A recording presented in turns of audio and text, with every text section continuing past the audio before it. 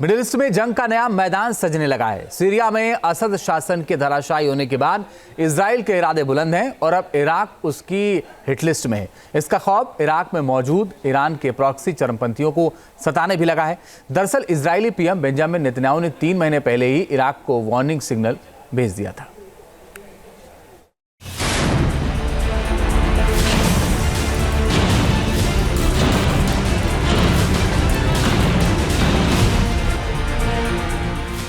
Syria की तबाही, Iraq की अगली बारी। हमास की नकेल कस्ती हिजबुल्लाह को घुटनों पर लाकर खड़ा कर दिया और सीरिया में असद सत्ता के खात्मे के साथ ही इजराइल का एक और टारगेट पूरा हो गया। अब इजराइल की जमीन और आसमान वाले असलहों का मुंह इराक की ओर मुड़ने वाला है। इस वक्त सीरिया में इजराइल की तोपें और फाइटर प्लेन गरज रहे हैं। पिछले 2 दिनों में इजराइल ने दक्षिणी सीरिया को धुआं कर रखा है। इजरायली प्रधानमंत्री बेंजामिन नेतन्याहू ने सीरिया के विद्रोही गुट SDF को सीधा मैसेज दिया कि ईरान या हिजबुल्लाह से गठजोड़ करने की कोशिश की तो अंजाम भुगतना होगा।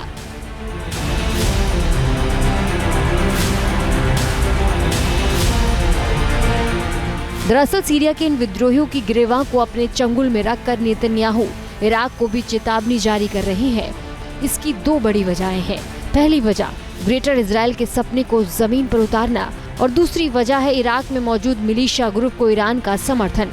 इराक के चरमपंथी गुट ईरान के एक्सिस ऑफ रेजिस्टेंस का हिस्सा माने जाते हैं, लेकिन इजराइल इन्हें एक्सिस ऑफ इविल कहता है।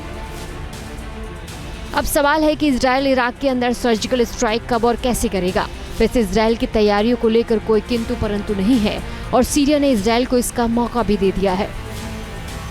हालांकि नेतन्याहू ने तो 3 महीने पहले ही इसके संकेत दे दिए थे, जब उन्होंने 27 सितंबर को यूनाइटेड नेशन में अपने भाषण के दौरान ये मैप दिखाए थे।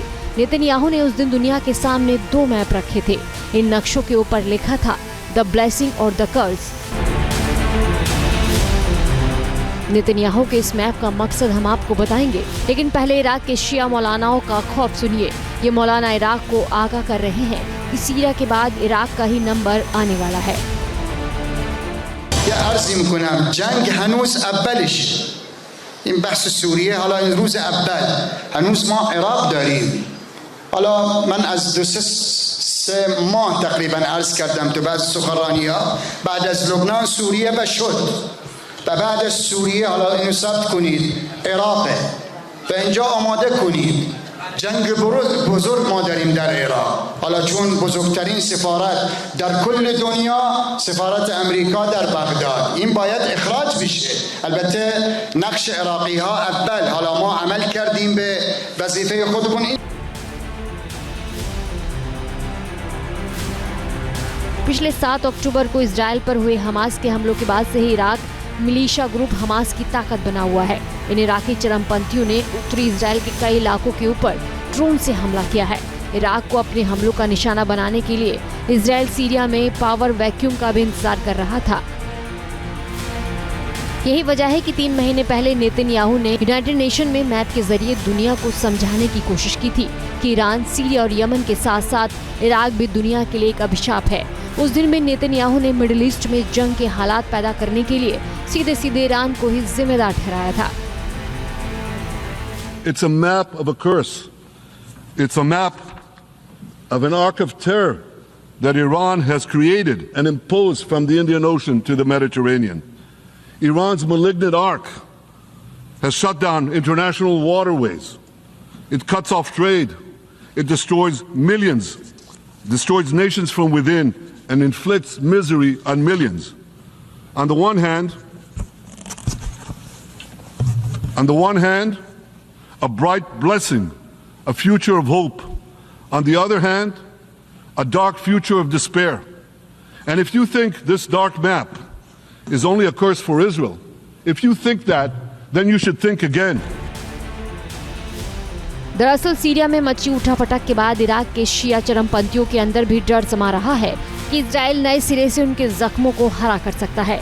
इराक के शिया मौलानाओं की हमदर्दी असद के साथ थी। जाहिर है वो अब उस खतरे को अपने करीब महसूस करने लगे हैं। ईरान की वजह से इराक इन चरमपंथियों को इजराइल और अमेरिका का दोहरा हमला झेलना पड़ सकता है। यही वजह है कि इराक के चरमपंथी इराकी सरकार से सरहदों की हिफाजत को मजबूत करने की गुहार लगा रहे हैं।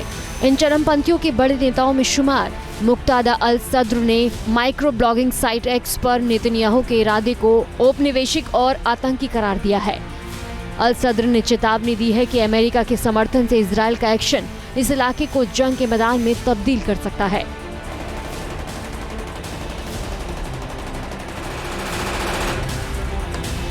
दरअसल इराक में शिया मिलिशिया का एक गुट है जो अमेरिका के खिलाफ हथियार उठाए हुए है। इस साल अप्रैल में इस आतंकी समूह ने सीरिया में मौजूद अमेरिकी सैन्य अड्डों पर रॉकेट बरसाए थे। इराक के इन आतंकियों पर अमेरिका की नजर बनी हुई है। सीरिया में अभी भी करीब 900 अमेरिकी सैनिकों की तैनाती है। नेतन्याहू ने जो नक्शा दुनिया को दिखाया है वो इजराइल की अगली पुख्ता प्लानिंग का हिस्सा है। इस लिहाज से देखें तो सीरिया के बाद जल्द ही मिडिल ईस्ट में जंग का नया सेंटर इराक बनने जा रहा है। Team news nation.